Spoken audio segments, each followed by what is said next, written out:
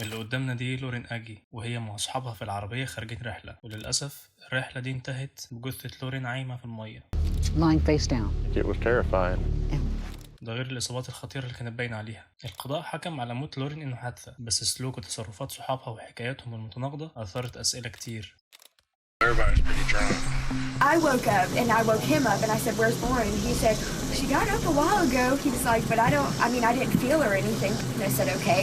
She didn't have her shoes, she didn't have her keys, wallet, phone, and she like would not leave without that stuff, you know? إيه اللي حصل للورين بالظبط؟ وهل كانت فعلا حادثة ولا كانت جريمة كاملة؟ وليه صحابها ما بلغوش الشرطة أول ما اختفت عنهم؟ ده اللي هنعرفه في قصة النهاردة. فلو أنت حابب النوع ده من المحتوى اشترك في القناة وفعل الجرس عشان توصلك الفيديوهات اللي بننزلها أول بأول. يلا بينا نبدأ. لورين أجي طالبة جامعية عندها 21 سنة، كانت عايشة مع والدتها شيري وزوج والدتها مايكل وثلاث إخوات، وكانت علاقتهم ببعض قوية جدا. في صيف سنة 2015 كانت لورين بتدرس في السنة التانية من الدراسات الجنائية، وكانت عايشة علاقة حب مع صاحبها اللي كانت شايفاها الشخص المناسب ليها، وكانت حياتها سعيدة من كل الجوانب، وكان ليها مستقبل مشرق جدا. لكن مش دايما الحياة بتفضل حلوة للآخر. وفي منتصف يوليو سنة 2015 وقبل كام أسبوع من عيد ميلاد لورين ال 22، قالت لورين لأمها إنها تحضر ويك فيست، ودي حفلة لمدة 3 أيام على بحيرة سنتر هيل في ناشفيل، واللي بيشارك فيها الناس في بطولات ركوب الأمواج والرياضات المائية المختلفة، ده غير طبعا السهرات والحفلات الكتير. لشخص زي لورين اللي كانت اجتماعية ورياضية كان بالنسبة لها فرصة ممتازة جدا وممتعة جدا، لكن والدتها ما كانتش متحمسة للفكرة، بالذات لما عرفت الشخص اللي لورين هتروح معاه، وهي صاحبتها هانا بالمر اللي ما كانتش بالظبط النوع اللي ممكن حد يعتمد عليه. فسألتها أمها انت هتروحي مع مين؟ قالت لها هروح مع صاحبتي هانا. ايه اللي مخليكي تقلقي منها؟ طبعا هانا كانت من النوع اللي ممكن يتخلى عنك في أي موقف ضعف ليك لمجرد مصلحتها. وقالت لورين لأمها إنهم هيبقوا في كوخ على البحيرة وهيروحوا الجمعة وهيرجعوا يوم الأحد. وعلى الرغم من قلق أم لورين لكنها ما كانش في إيديها حاجة تمنع بيها لورين إنها تروح. وفعلا يوم 24 يوليو ودعت لورين والدتها شيري وحضنتها وقالت لها تخلي بالها من نفسها كويس. وقبل ما تمشي لورين نادت عليها أمها تاني وقالت لها تعالي بمحضنك تاني، وبتضغط عليها بقوة وبتقول لها أرجوكي خلي بالك من نفسك. وكأنها كانت حاسة إن دي هتكون آخر مرة هتشوفها فيها. سافرت لورين وهانا وصوروا رحلتهم هم على الطريق، وكانت الفيديوهات مبينة إنهم مبسوطين ومتحمسين جدا، ونشروا كمان على السوشيال ميديا إنهم مش قادرين يستنوا لحد ما يوصلوا هناك. ولما وصلوا للبحيرة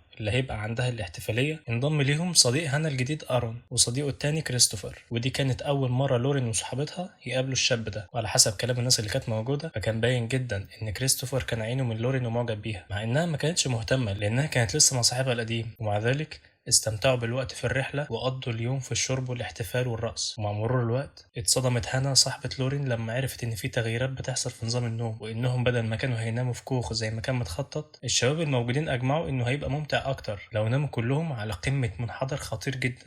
It's dangerous. Why anybody would want to camp up there is beyond me.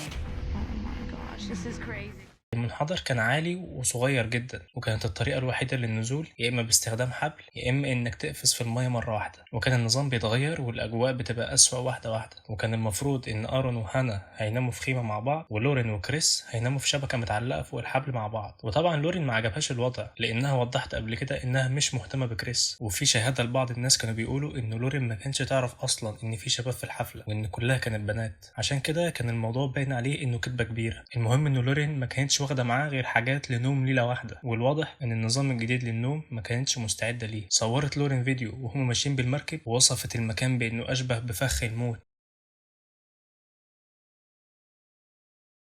We're in a canoe.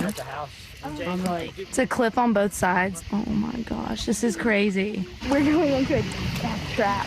في الوقت ده ما كانتش لورين مدركة ان التعبير ده كان دقيق جدا. وفي يوم السبت 25 يوليو قضت المجموعة اليوم ده بيتفرجوا على الرياضات المائية والرقص والاحتفال، وفي نص اليوم كده اقترح شخص معاهم انهم يقفزوا من المنحدر ده في المية. وطبعا دي كانت حاجة خطيرة جدا لان المنحدر كان حاد وعالي والمية كانت مليانة حجارة مش باينة فيه. للأسف لورين خدت الخطوة لكن القفزة بتاعتها ما كانتش سليمة 100%، وانتهت بانها اتخبطت في دماغها من ورا واغمى عليها لكام ثانية. طبعا شيري امها كانت خايفة جدا بسبب اللي سمعته، ومع ذلك بدأت لورين تخف وترجع بشكل طبيعي، ورجعت لحياتها الطبيعيه. وفي الفيديو ده كانت لورين يومها بتشاور للكاميرا وهي مبسوطه. وفي اخر اليوم قضت المجموعه معظم وقتها في الاحتفال بيشربوا وبيستمتعوا بوقتهم. وتظهر صديقه تانية لورين اسمها كيسي فرانكس وكانت معاها في الحفله. كيسي كانت صديقه قديمه لصديق هانا الجديد ارون، وقالت كمان انه واضح على كريس صديق ارون انه مركز مع لورين، لكن التركيز ما كانش متبادل طبعا. ولاحظت كيسي كمان ان لورين كانت متعصبه ومتضايقه من انها هترجع تنام تاني على المنحدر المرعب ده. كيسي كانت عارفه كويس احساس الخوف اللي كان عند لورين لانها مرت بنفس التجربه دي من كام سنه فاتوا، وكانت لورين خايفه جدا لدرجه انها طلبت من كيسي انها تروح المجموعه بتاعتهم تنام عندها، لكن للاسف ما كانش في اماكن فاضيه لورين. ودي كانت اخر مره كيسي تشوف فيها لورين. كان واضح جدا ان لورين ما بقتش مستمتعه بالوقت وبنفسها. وفي نص الليل بعتت لورين لاصحابها انها مش عاوزه تكمل وعاوزه ترجع للبيت. وعلى حوالي الساعه 2:30 بعد منتصف الليل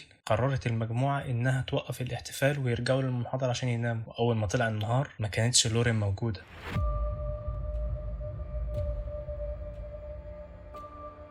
لكن كان مكانها الجزمة بتاعتها وتليفونها ومحفظتها، وكانوا تحت الشبكة اللي كانت نايمة عليها. ولما حصل تحقيق هانا صاحبتها وارون وكريس قالوا انهم لما صحوا ما لقوش لورين وفكروا انها راحت للبحيرة عشان تقضي اليوم من غيرهم. وفي نفس الوقت كانت شيري ام لورين عايشة حالة صعبة من القلق والتوتر لان لورين ما كانتش بترد على تليفونها ولا الرسائل اللي كانت امها بتبعتها. وبعد ساعات راح ضابط الشرطة للبيت عشان يسلمهم الخبر ان في صياد بيقول انه لقى جثة لورين الساعة 4 الفجر عايمة على المية.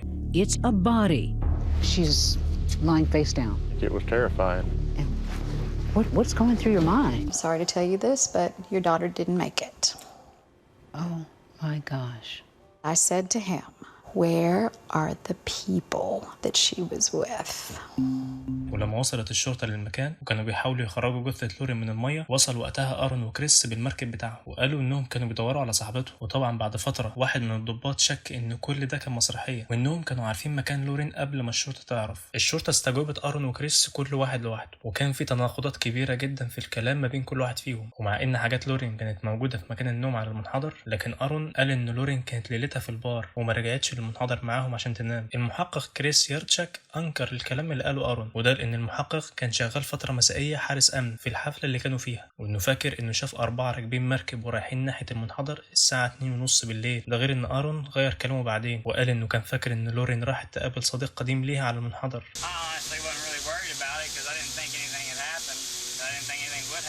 هانا قالت للشرطة في الأول إنها شافت لورين ماشية مع شاب على قارب، وإنها فاكرة إنهم رايحين يقضوا السهرة سوا وهترجع الصبح. وبرضه في مقابلة تانية ليها قالت كلام مختلف تماما عن الأول، وقالت إنها صحت من النوم وصحت صاحبها وسألته على لورين، وقال لها إنها صحت من فترة كبيرة وكان فاكرها رايحة تعمل حمام وترجع، لكنها ما كانش معاها لا الجزمة بتاعتها ولا المفاتيح والمحفظة والتليفون بتاعها، وهي أكيد مش هتسيب كل ده وتمشي. I woke up and I woke him up and I said, where's Lauren? He said, she got up a while ago. He was like, but I didn't feel her or anything. And I said, okay, have you seen her since? And he said no. And I asked how long. He said he wasn't sure. She didn't have her shoes. She didn't have her keys, wallet, phone. And she would not leave without that stuff, you know? They went to Wakefest, even though their friend is missing. Right. So now you're beginning to smell something funny. Right. كريس لما كان مع الشرطة كان لما يجي يذكر لورين يقول عليها البنت وما كانش يذكر اسمها، وقال انهم لما كانوا راجعين للمنحدر والخيم بتاعتهم كانت معاهم لكام دقيقة قبل ما تقول لهم انها رايحة تقابل صديق قديم ليها، وقال انهم ناموا بعد كده ولما صحي من النوم ما كانتش لورين موجودة. قال كمان انه ما حسش بيها وهي قايمة من جنبه وكأن في حد شالها وخدها ومشي. وبعدين راحوا للرصيف بتاع المراكب وفضلوا مستنيين كتير عشان ترجع وما رجعتش. وقال لهم كريس انا حاسس انكم بتتهموني دلوقتي لكن انا عارف ان ده شغلكم. Like, well, maybe somebody came and got her, and then we went down to the boat dock and we waited and waited, and almost seems like I'm a suspect right now, you know, but I know you guys are just doing your job. ورغم كل ده ولما قعد كريس في مقابلة تانية حكى كلام تاني خالص غير اللي كان بيقول، وقال لهم انه كلهم كانوا في البار وسكرانين وانه يعتقد انها راحت للمنحدر وممكن تكون راحت تعمل حمام ووقعت من على المنحدر. We need to know every step that happened. So everybody's pretty drunk. والغريبة بعد ما المهرجانات والاحتفاليات خلصت نشر بوست على الانستجرام بيقول فيه ان دي كانت افضل اجازة نهاية اسبوع. Best weekend ever. He wrote best weekend ever. And you're gonna put on your Instagram best weekend ever? We were a bulb. وبعد كده عدل المنشور عشان يكتب عليه احتفاليات السنة دي كانت ممتازة، وإنه قابل صحاب جداد وكانت الأجواء معاهم لطيفة. يا راجل إزاي قلبك بارد لدرجة إنك مش حاسس أو مبين حتى إن في حاجة حصلت؟ يعني في شخص مات حتى لو ما كانش ليك يد في موتها، على الأقل باين شوية حزن تداري بيهم. وفي الصورة اللي هو نشرها كان باين فيها هانا وآرون. New tonight, family and friends want to know how a 21-year-old Hendersonville woman died in Center Hill Lake. She camped this weekend on the edge of a cliff. Her body found Sunday in the water below. As for the official investigation, the early read is that Lauren, whose blood alcohol level is more than twice the legal limit, accidentally slipped and fell. The DeKalb County Sheriff says her death does not appear to be foul play. The autopsy results could take a few weeks. بيقول قائد الشرطة في مقاطعة دوب إن حالة الوفاة دي مش جنائية. ولاحظ كمان المحقق كريس يارتشاك علامات خبط على الجزء السفلي من رأس لورين، ونتائج التشريح أظهرت إن لورين اتعرضت لخبطات قوية جدا، بالإضافة لإصابات تانية بما فيها كسر في الأنف والصوابع ونزيف وكدمات على ظهرها ورجليها. المشكلة إنهم لقوا نسبة كحول في دمها، وده ضعف شوية من موقفها القانوني. ومن أكتر الحاجات الغريبة اللي اكتشفوها إن رئة لورين ما كانش فيها كمية كبيرة من المية، وده دليل إنها ما غرقتش في المية وماتت. وكمان لاحظ المحقق كريس يارتشاك علامة مثلث على جسم لورين، وده احتمال إن كان في حد بيضغط عليها بحاجة على شكل مثلث ولمدة طويلة. وعلى الرغم من وجود كل الأدلة دي على وجود جريمة، إلا إن المسؤولين قرروا إن وفاة لورين كانت حادثة، وواثقين كمان من إن أصحاب لورين ما كانوش متورطين في حاجة، وقالوا إن اللي حصل إنها وقعت من المنحدر وهي سكرانة وراسها اتخبطت وغرقت، وكان السبب الرسمي المذكور للوفاة هي صدمة حادة وإمكانية غرق. وطبعا بعدها قفلوا التحقيق عن وفاة لورين، لكن والدتها شيري ما كانتش مصدقة كل ده، وطلبت بإعادة فتح التحقيق وإعادة فحص القضية، لكن للأسف طلبها اتقبل بالرفض. I'm not going to stop until I find out what happened to my daughter. كانت شيري عارفة إن الموضوع كله مش منطقي، وقومت محامي ومحقق مخصوص عشان يقدموا دعوة بقيمة 10 مليون جنيه بس علشان تعرف السبب الحقيقي لموت بنتها. والدة لورين ما كانتش هي الوحيدة اللي مش مصدقة إن موت لورين كان حادثة، كمان في صاحبتها كيسي اللي ذكرتها في الأول، اللي كانت صاحبة آرون لما لورين قابلتها وطلبت منها إنها تروح للمجموعة بتاعتهم لما ما كانش في مكان. دي كمان ما كانتش مصدقة إن دي الحقيقة وإنها ماتت بحادثة. وعلى الجانب الآخر آرون وكريس كانوا كمان مسجلين خطر وليهم سجل إجرائي محترم. آرون كان دايما صاحبته بتتهمه بالعنف وإنه كان بيتعصب عليها وبيخنقها من رقبتها كتير. اما كريس فكان ليه سجل جنائي، كان متهم فيه 3 مرات بقيادة السيارة تحت تأثير الكحول، وكان منهم مرة هو بيهرب من موقع الحادثة. لكن طبعا بما ان الشرطه في ديكاوب اعتبروهم مش مشتبه فيهم، فقدروا انهم يكملوا حياتهم بشكل طبيعي جدا كانه ما حصلش حاجه. طبعا هانا صاحبه لورين راحت مع صاحبها آرون واتجوزوا ونقلوا لفلوريدا وخلفوا طفل كمان. وكريس اللي كان طالع داخل من السجون كعادته بسبب المخالفات والقضايا اللي عليه، والمشترك ما بينهم انه ما فيش حد اهتم انه يحضر جنازه لورين اصلا. وبعد دفن لورين بكام يوم، شيري والده لورين جالها تليفون من الضابط راين اللي كان موجود في الحادثه، واللي كان متاكد ان في حاجه غلط، ومن خلال تصرفات صحابها اللي كانوا موجودين اتاكد ان ليهم يد في اللي بيحصل، وان اللي حصل لورين ما كانش مجرد حادثه. I don't think this was an accident. ده غير ان اصحابها الثلاثه بعد ما الشرطه لقت لورين في البحيره وميته كملوا احتفالياتهم عادي، وكانوا بينزلوا يلعبوا الرياضات المائيه ولا كأن حصل حاجه. وكمان قال الضابط ان العلامه اللي لقوها على جسم لورين شبه بالظبط المقدمه بتاعه المركب اللي كانوا بيستخدموه في الرحله، واللي بعدين في التحقيق قالوا ان العلامه دي مكان المركب اللي نقل لورين، وانه كان عليه نفس العلامه. ولورين بعد ما طلعوها من الميه حطوها على وشها على المركب والعلامه اتطبعت عليها. وطبعا كل ده كان شك فيه الضابط وما كانش مصدق ان ده اللي حصل فعلا. وكمان كان متاكد ان لورين كانت ميته قبل ما تكون في البحيره، وده بسبب كميه الميه البسيطه اللي كانت جوه الرئه بتاعتها. وقال الضابط لشيري انه بنسبه كبيره ان اصحابها الثلاثه هانا وآرون وكريس ليهم دور كبير في اللي حصل لها، وانهم عرفوا يغطوا على الجريمه دي بشكل ممتاز. حتى شيري ام لورين كلمت هانا صاحبه لورين على سكايب عشان هانا ترد عليها تقول لها انها نزلت من على الشبكه اللي كانت نايمه عليها وما تعرفش هي راحت فين، ممكن تكون راحت تعمل حمام او راحت في مكان، بس المهم انها وقعت من على المنحدر وانخبطت وماتت. وقالت لها هانا ان كريس ما عملش اي حاجه لورين وما كانش بيحاول يأذيها، وكمان كانت بتبرر ليه ما كلمتش الشرطه او حتى ام لورين لما اختفت، وقالت انها ما كانش عاوزه تكبر الموضوع وفضلت مستنيه لورين انها ترجع، لكن لورين ما رجعتش. شيري اثناء مكالمتها مع هانا سمعت تليفونها بيرن، وكان صوت آرون بيكلمها وبيقول لها تخرس وما تتكلمش وتقفل على القصه خالص. شيري ما سكتتش وعينت محققه خاصه اسمها شيلا وايساكي عشان تساعدها، وطلبت المحققه في اول خطوه ليها انها تعيد فحص تقرير التشريح كامل. واكتشفوا ان لورين كان عندها نزيف في رقبتها، وده كان دليل على وجود محاوله لان حد بيخنقها وبيضغط عليها. ولو لاحظنا هنلاقي ان آرون صاحب هانا كان دايما بيعمل الحركه دي معاها، ودي حاجه ملفته جدا مش كده؟ وكمان المحققه شيلا كانت بتناقض الكلام اللي بيقول ان لورين اتخبطت على دماغها وغرق، وقالت انها بتعتقد ان اللي حصل ده كان جريمه، وحطوا بعدها لورين في المكان اللي لقوها فيه. وقالت كمان ان لورين كانت ماتت قبل ما تكون في الميه. It's not a suicide. It is, in my opinion, a homicide. Homicide. Absolutely. Maybe she did fall, hit الميه. ولما نبص على فكره انها تكون وقعت من المنحدر هتلاقي ان في احتماليتين. الاحتمال الاول انها تكون وقعت من جانب واحد واللي طوله حوالي 90 قدم يعني حوالي 27 متر، او انها وقعت من الجانب الثاني، وفي الحالتين مفيش اي مطابقه للاصابات اللي كانت معاها بالاحتمالات دي. وكمان لو كانت من غير جزمه في رجليها اكيد رجليها كانت اتجرحت بشكل واضح وكبير جدا. وقالت كمان ان الاصابات اللي عند لورين بتبين انها اترمت عمدا من على المنحدر، وانها لو كانت وقعت من مكان عالي كانت وقعت في وسط الاشجار والحجاره مش في البحيره. وعشان تاكد المحققه نظريتها اتعاونت مع شيري والضابط كريس واستخدمت مجسم على شكل انسان وزنه حوالي 50 كيلو عشان تعمل بيه اختبار التصادم. وفعلا رموا المجسم ده من الجنبين ال90 قدم وال50 قدم. وكمان الميه يومها كانت ماشيه في عكس الاتجاه، يعني لورين لو كانت وقعت في البحيره ما كانتش هتفضل موجوده في نفس المكان. وكمان ما كانش في طريقه ان لورين تتدحرج لحد ما توصل للميه لان المكان مليان شجر وحجاره. وعادوا التجربه دي اكتر من 50 مره في اماكن مختلفه وكانوا بيوصلوا لنفس النتيجه، وهو ان الشخص اللي هينزل من المكان ده لازم ما يكونش عنده ايدين ولا رجلين عشان يوصل للميه. وفي الحاله دي بيثبتوا ان الكلام اللي اتقال مش منطقي تماما. وكانت واحده من نظريات المحققه شيلي عن اللي حصل مع لورين وهو انها احتمال تكون حاولت الهروب من حاجه، او ان كان في حد بيحاول يتعدى عليها بالضرب، وده بسبب الضربه القويه اللي في راس لورين، واحتمال كبير تكون دي سبب موتها. الحقيقه ان الكلام ده كان ماشي بشكل كويس لحد ما تظهر حاجه تخلي القضيه معقده اكتر.